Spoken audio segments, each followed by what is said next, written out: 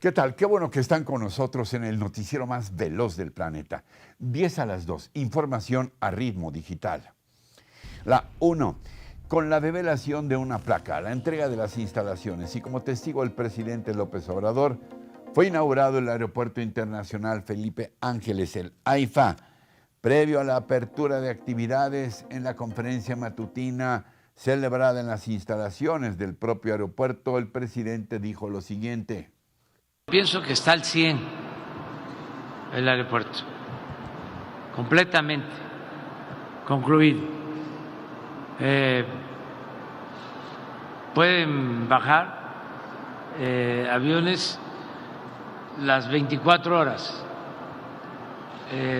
despegar y arribar las 24 horas, con sistemas modernos de radar. Es cuestión nada más de que las líneas. Durante la ceremonia de entrega-recepción y puesta en operación del AIFA en una sala repleta de invitados, la jefa de gobierno Claudia Sheinbaum lo definió como la esencia de la cuarta transformación y que los adversarios, dijo, lo van a disfrutar en silencio. El gobernador del Estado de México, Alfredo del Mazo, dijo que el nuevo aeropuerto es la obra más importante de nuestro país en el presente siglo.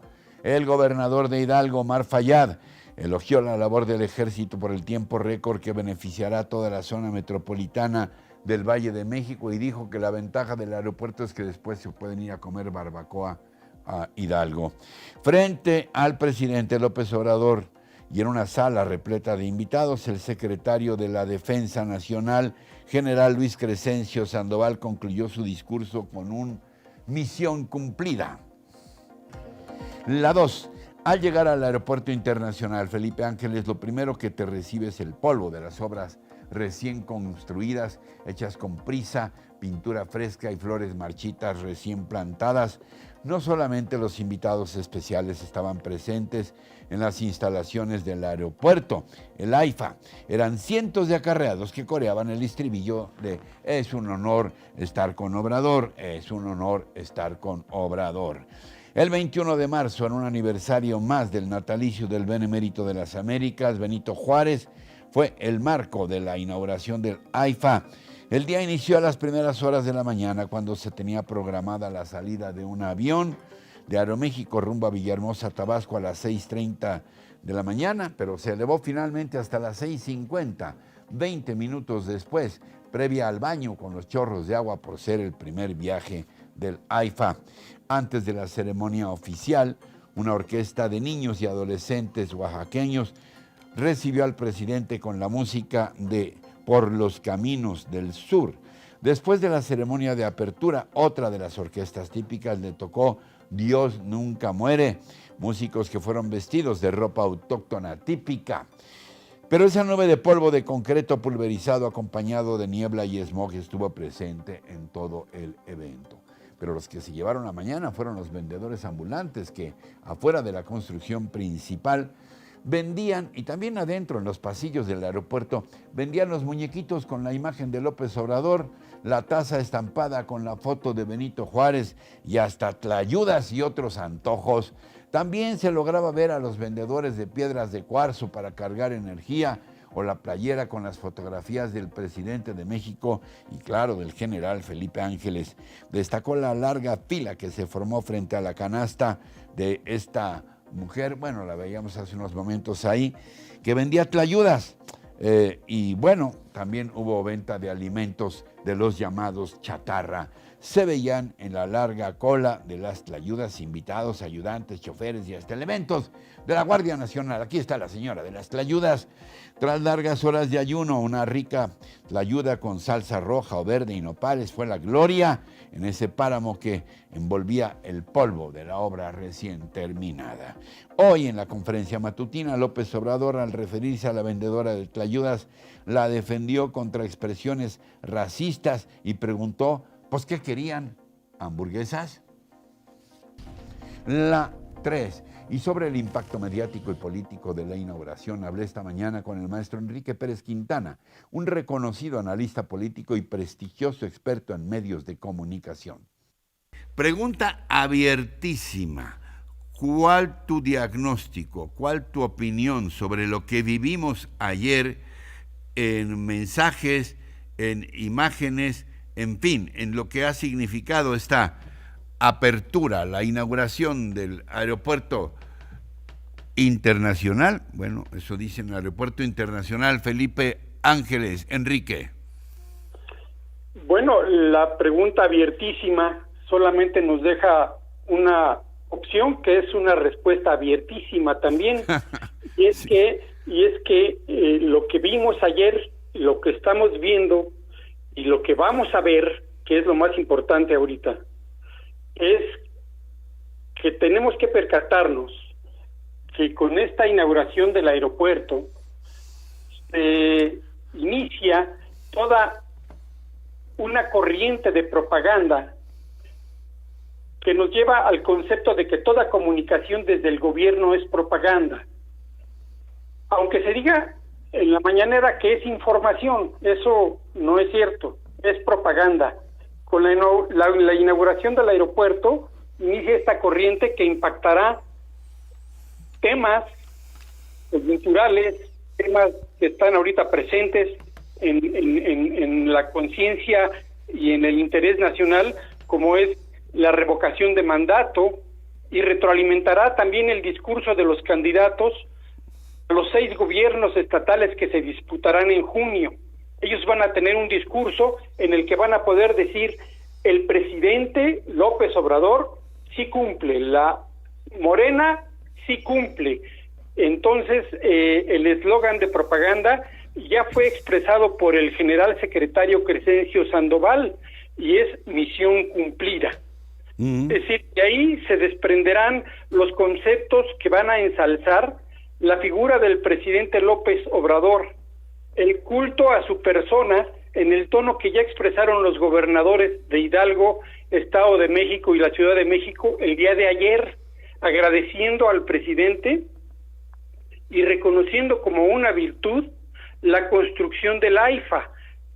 Nadie mencionó los enormes costos que tuvo este aeropuerto, no solamente la obra en sí, sino lo que estuvo antes de esa obra, los costos de haber cancelado otro aeropuerto que ya estaba más del 50% avanzado, y todo eso nos lleva a costos que no se mencionaron en ningún discurso ayer, que son de más de 500,000 millones de pesos. Decía mi papá que todas estas expresiones solamente las hacen los mitoteros, ¿no? O sea, sí, los que gustan del mito. Realmente el aeropuerto va a ser terminado en 2050. Le falta muchísimo. Está apenas su primera etapa. La 4. El presidente López Obrador expresó esta mañana en su conferencia matutina desde Palacio Nacional que con la culminación del AIFA los conservadores mostraron el cobre. Ahora, como hay polémica, como hay confrontación política, y hay pasión, y se enojan, pues se muestran como son, muestran el cobre. Por ejemplo, para ilustrar, ayer que inauguramos no lo inauguramos, que se entregó el aeropuerto, que no se puede hablar de eso. Bueno, yo no participé más que como testigo. Estaban molestísimos. En otros temas, López Obrador exhortó a la población a no relajarse y continuar con las medidas sanitarias. En especial llamó a vacunarse para lograr erradicar la pandemia del COVID-19. Respecto a la compraventa de Banamex, insistió que si se vende le gustaría que quedara en manos mexicanas. Se dio a conocer un decreto para declarar zona de reserva natural el lago de Texcoco, especialmente la zona donde se estaba construyendo el anterior aeropuerto. El subsecretario de Salud, López-Gatell, señaló que el modelo de restricciones no lo consideraron viable, donde nunca reconoció se estableció el uso obligatorio del cubrebocas. O sea, no se puede anunciar oficialmente que ya no se usará, porque nunca dijeron, por una pésima decisión, por cierto, que era obligatorio su uso. La 5. El tema de la consulta para la revocación de mandato sigue en efervescencia. De ello hablé también esta mañana con ese gran constitucionalista que es el abogado Francisco Burgoa, académico de nuestra UNAM. ¿Es legal esto que estamos viviendo, la convocatoria a una consulta desde el poder? De ninguna manera todos los servidores públicos ni partidos políticos deben de estar promoviendo la participación en la revocación de mandato. ¿Por qué? Porque la Constitución así lo señala. Morena y sus aliados aprobaron una reforma constitucional el 20 de diciembre de 2019 en donde se incorporó en nuestro máximo ordenamiento del país, la Constitución, esta figura de la revocación de mandato, y claramente en la Constitución, artículo 35, fracción 9, se establece que es el INE quien solamente debe de promover la participación ciudadana. Y además, la Ley Federal de Revocación de Mandato, que también Morena y sus aliados aprobaron, también se estableció lo mismo. Entonces, resulta que ellos mismos aprueban reglas que después ya no las quieren cumplir, lo cual es inadmisible considerando que vivimos en una democracia constitucional y además, en términos del artículo 105 constitucional, se establece que cuando se van a modificar reglas electorales, y aunque la revocación de mandato no tiene que ver con disputas entre candidatos, lo cierto es que la revocación de mandato se va a seguir de acuerdo a reglas electorales, y por eso no se deben de alterar, como en un proceso electoral, las propias reglas, esto dentro de los 90 días previos a que se lleve a cabo el día de la jornada, sea electoral o el día de la jornada de revocación de mandato.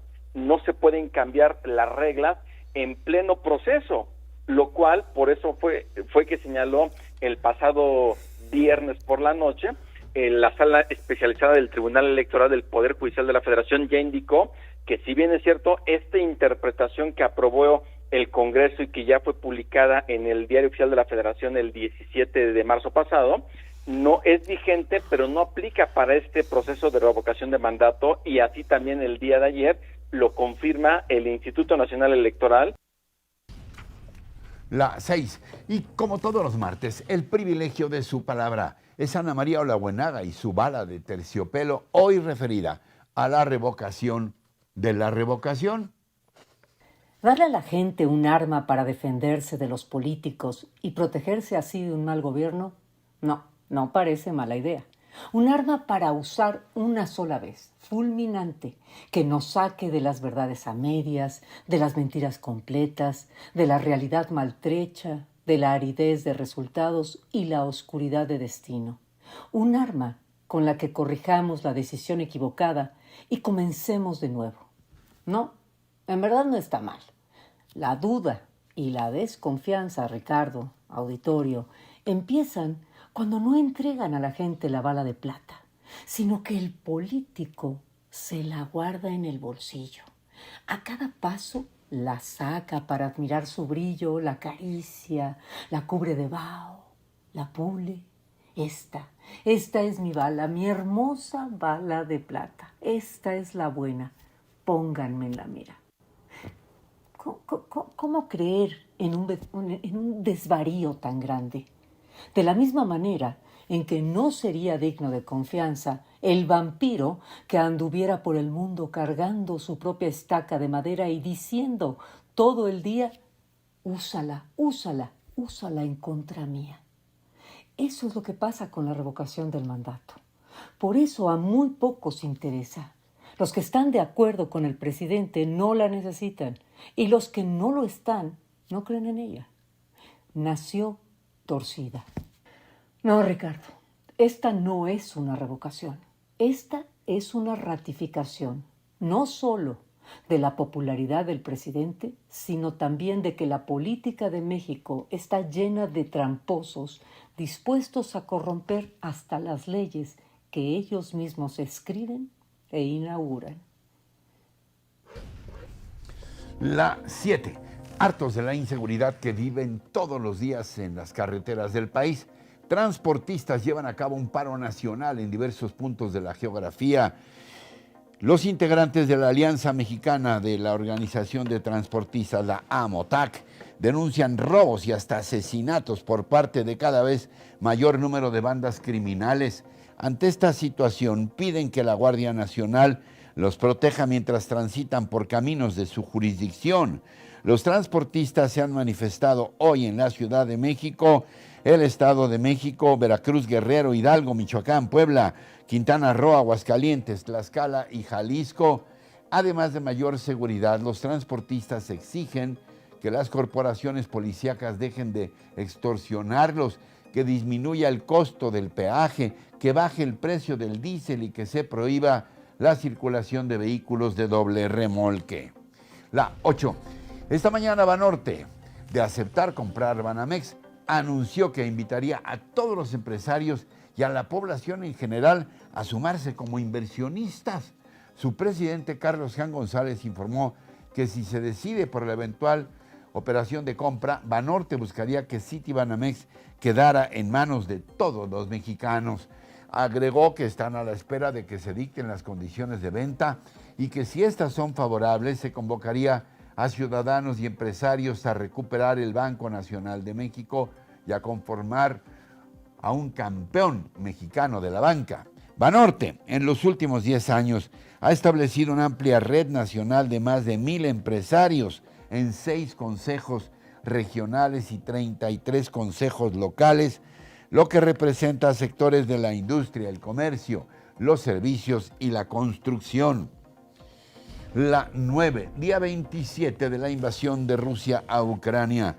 Andriy Yuash, embajador de Ucrania ante la Santa Sede, informó que el Papa Francisco volvió a llamar hoy al presidente ucraniano Volodymyr Zelensky. El diplomático publicó en su cuenta de Twitter: nuevo gesto de apoyo por parte del Papa Francisco. Hace unos minutos el Santo Padre llamó al presidente Zelensky. Tuvieron una conversación prometedora. El Papa dijo que está orando y haciendo todo lo posible por el fin de la guerra, y Zelensky reiteró que su santidad es el invitado más esperado en Ucrania. El Papa ya había hablado con Zelensky el pasado 26 de febrero, muy al inicio de la invasión rusa, expresándole su profundo dolor por lo que está ocurriendo. El presidente de Ucrania ofreció este martes un discurso de manera virtual ante el Parlamento italiano. Zelensky llamó a la conciencia de los italianos al pedirles que imaginasen una ciudad portuaria como Génova, arrasada completamente como está ocurriendo con Mariupol. Por ello, pidió a los parlamentarios italianos mayores sanciones para Rusia y los oligarcas y advirtió que el verdadero objetivo del presidente ruso, Vladimir Putin, no es Ucrania, sino toda Europa, aseguró Zelensky. La 10. Se le conoce como 1915 Çanakkale y es sin duda una de las nuevas maravillas del mundo moderno. Fue inaugurado el fin de semana por el presidente de Turquía, Recep Tayyip Erdogan, y tiene a todos impresionados por su longitud, su tamaño y el desafío que representó su construcción. Se trata del puente colgante más largo del planeta, con 2.023 metros de longitud.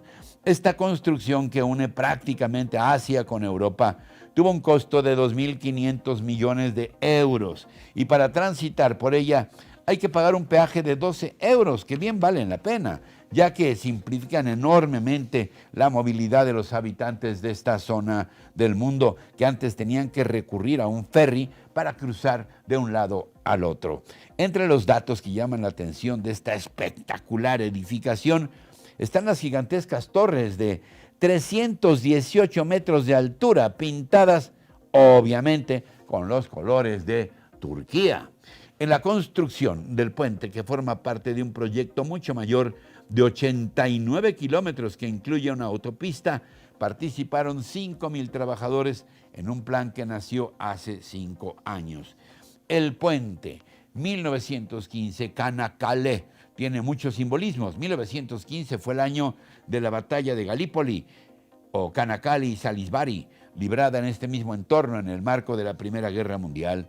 Igualmente, Turquía celebra el próximo año el primer centenario de la proclamación de su independencia. Así que este puente de ensueño es uno de los muchos motivos que tendrán los turcos para festejar una independencia que tanto esfuerzo y vidas les costó. Impresionante, bellísimo este puente. Y así, maravillados con esta obra que desafió al mismísimo mar, llegamos al final del día de hoy. Gracias, como siempre, por sus mensajes, comentarios, sugerencias y críticas. Todos muy bienvenidos. Los leemos y tomamos nota de lo que nos dicen y sugieren.